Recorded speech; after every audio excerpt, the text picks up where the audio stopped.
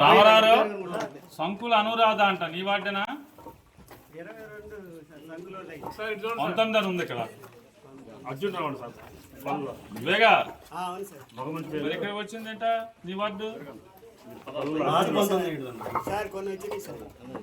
కొల్లారు అర్జున్ రావు తండ్రి పేరు సంకుల అనురాధ ఆవిడ పేరు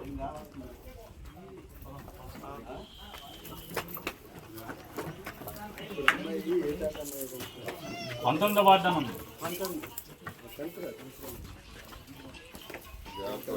పాత డివిజన్ ప్రకారం ఎప్పుడు మనం ఇచ్చింది పాత మరి మీరు గెలిచాక ఇచ్చింది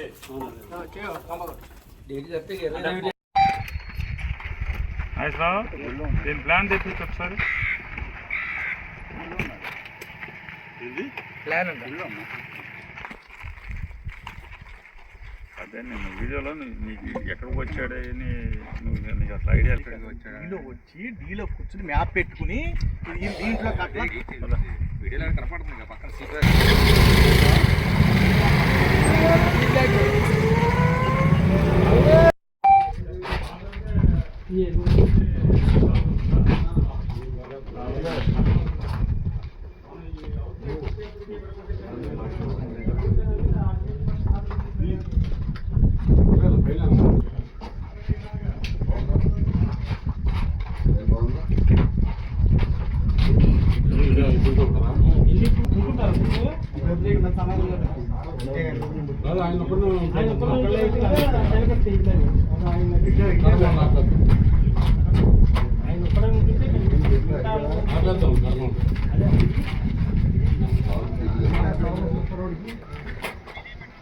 రాయన బాబా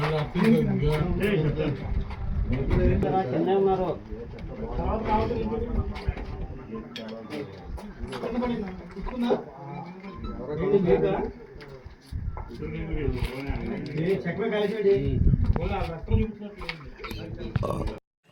రంగులు కూడా వేసారు ఇల్లే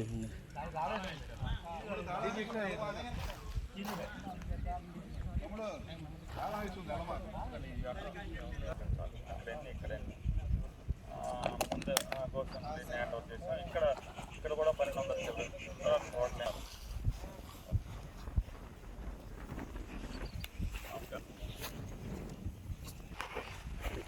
వీరిదేపేట సాతరావునిపేట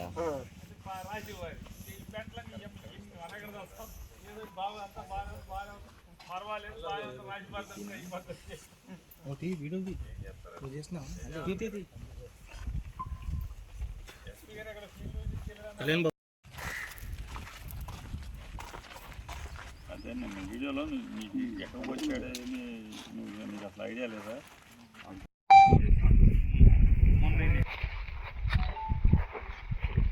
వీరిదేపేట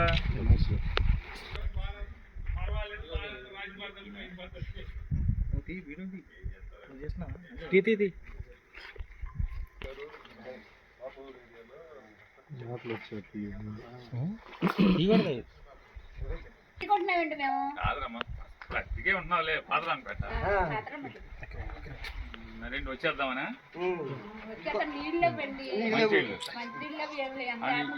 ఎవరు కాపురం ఉండలేదు ఎవరు ఎక్కడి నుంచి తెచ్చుకుంటున్నారో తెలియదు మాకు ఎక్కడి నుంచి తెచ్చుకుంటున్నారు మాట్లాడుకోరా మీరు వాళ్ళు మీరు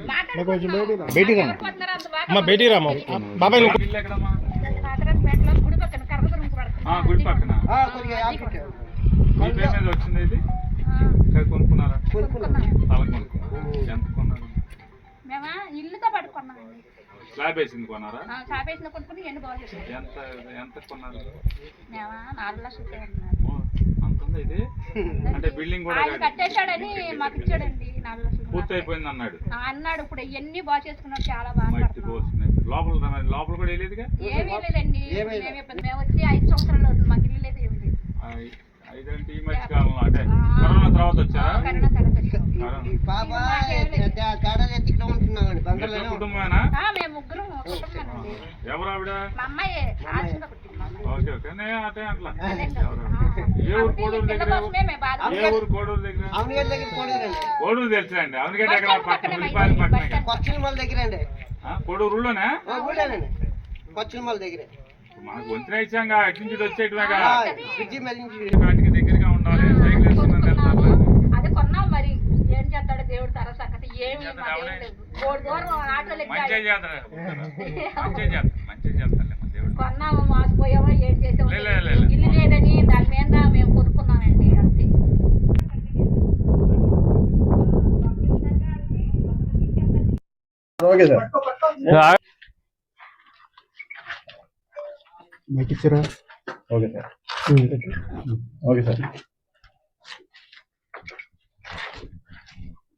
ఆంధ్రప్రదేశ్ రాష్ట్ర ముఖ్యమంత్రి 40-50 ఏళ్ల ఇండస్ట్రీ నాకన్నా అనుభవం ఉన్నాడు భారతదేశంలో ఎవడూ లేడని చెప్పినటువంటి నారా చంద్రబాబు నాయుడు గారు ప్రజల్ని ఓట్లు అడుక్కునే ప్రతిసారి 3 సెంట్లు స్థలం ఇస్తాను,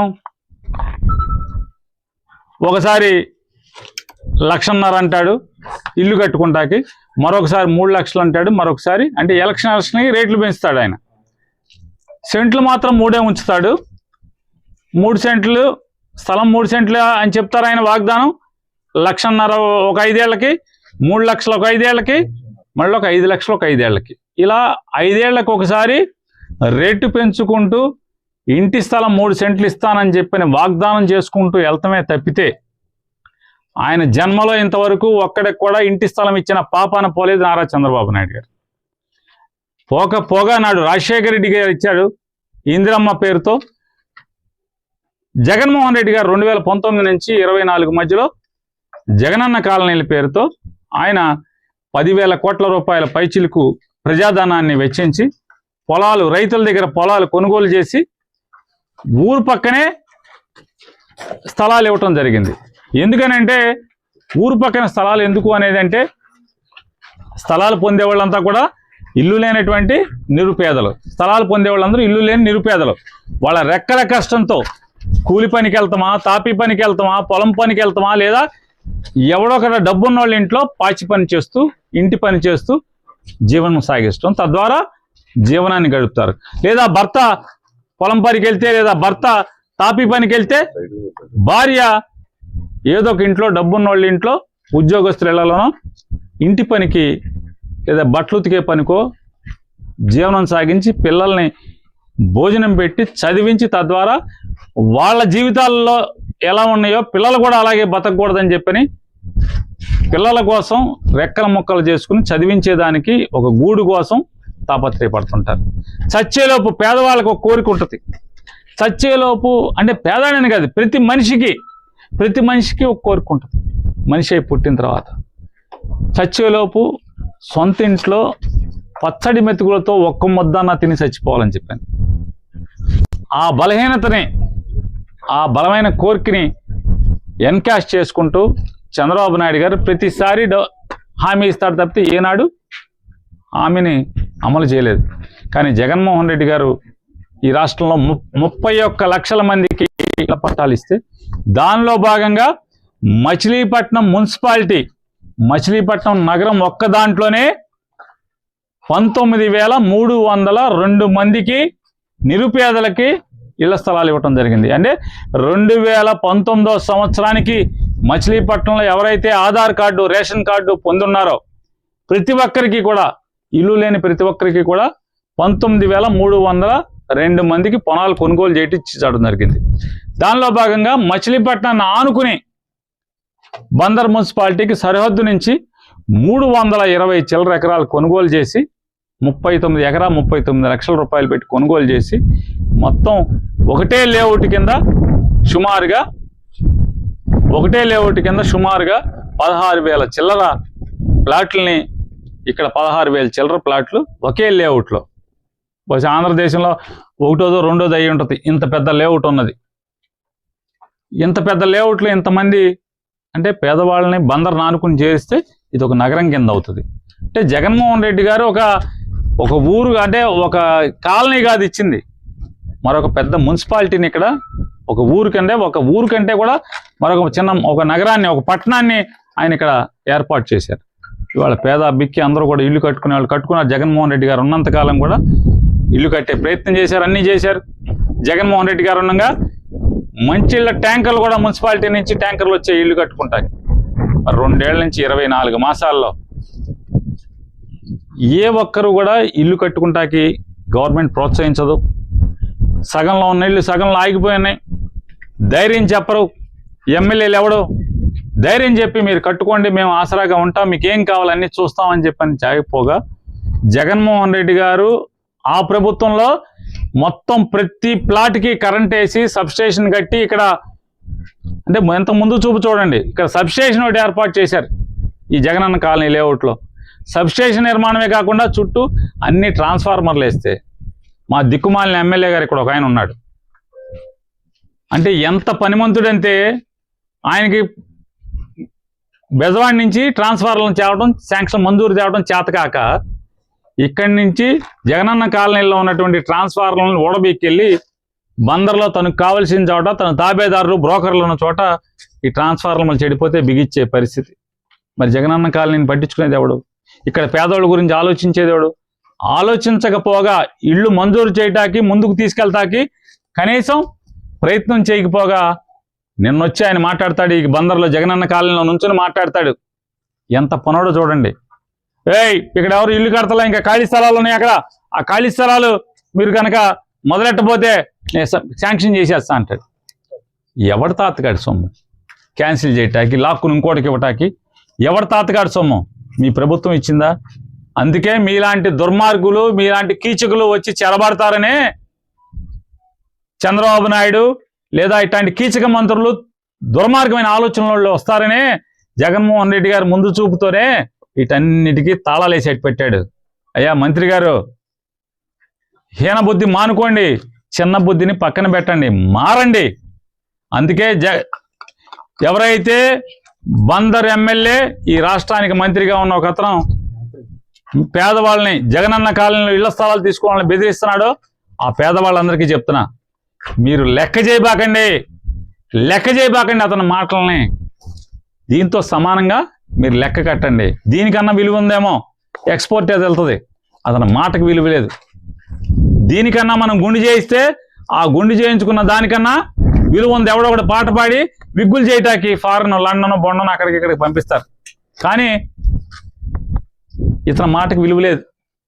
ఎక్కడ దోచుకుందామా, ఎవరి దగ్గర కమిషన్ తెచ్చుకుందామా, ఎక్కడి నుంచి ఆస్తులు కొనుక్కుందామా, ఈ పని తప్పితే వేరే పని లేదు. ప్రజలకి ఏం చేద్దామని లేదు.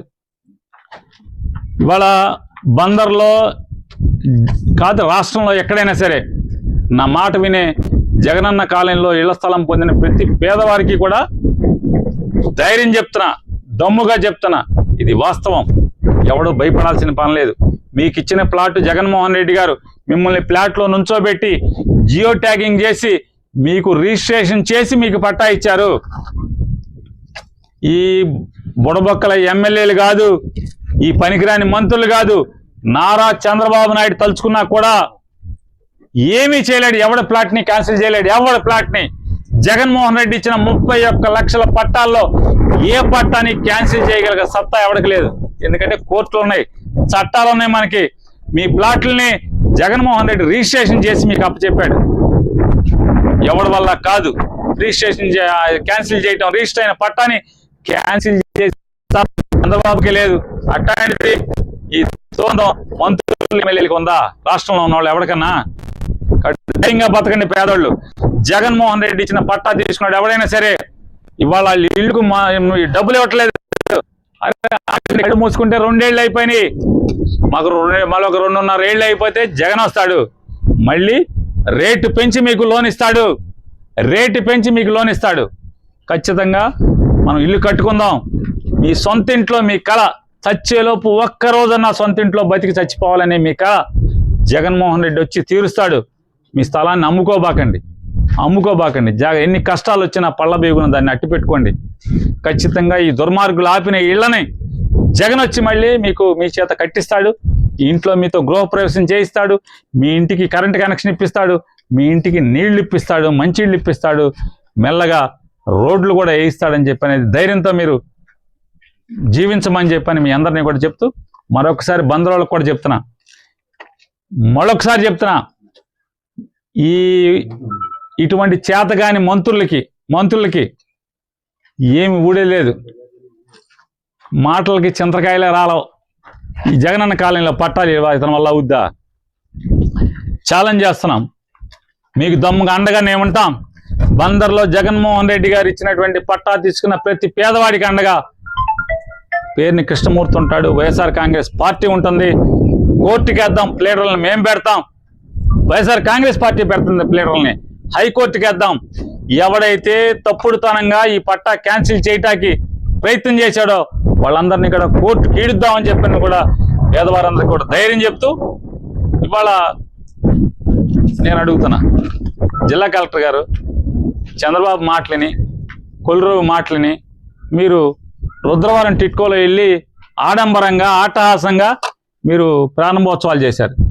ఇవాళ ఒక్కడన్నా ఉంటున్నాడా? ఎంక్వైరీ చేయండి కలెక్టర్ గారు, ఎంక్వైరీ చేయండి. ఆ టిట్కో ఇళ్ళు కట్టిందేమో చెరువులో టిట్కో ఇళ్ళు కట్టారా? వాటర్ బాడీలో కట్టకూడదా? టిట్కో ఇళ్ళు కట్టి మొదలెట్టించారా?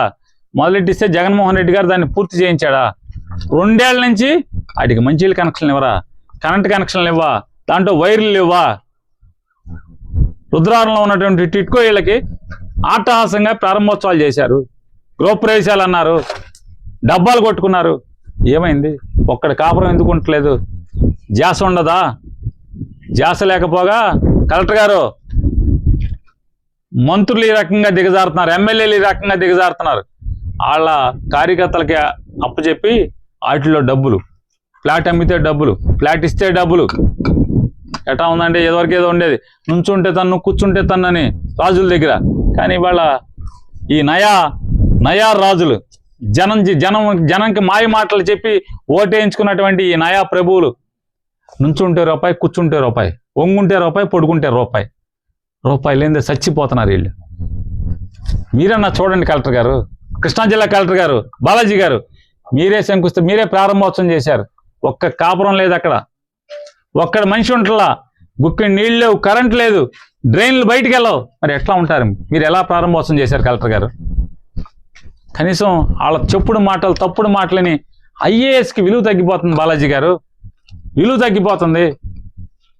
కాబట్టి తక్షణమే మీరు ప్రారంభోత్సవాలు చేసి ఆడంబరంగా అట్టాసంగా డప్పు కొట్టుకున్నటువంటి ప్రభుత్వం డప్పు కొట్టినటువంటి వాటిలో మీ అంతరాత్మ మేరకు బాలాజీ గారు ఐఏఎస్ పక్కన పడేయండి. ఒక బాలాజీగా, ఒక సామాన్య కుటుంబంలోంచి వచ్చినటువంటి ఒక ఉత్తమమైన మనిషిగా మీరు ఆ టిట్కో ఇళ్లలో మనుషులు చేరటాకి, కాపురాలు ఉంటాకి, పేదవాడి కళ, సొంత ఇంట్లో ఒక్కరోజన్నా బతకాలనే కళ, అవన్నీ బాగు చేయించి తక్షణం మీరు చర్యలు తీసుకోమని చెప్పని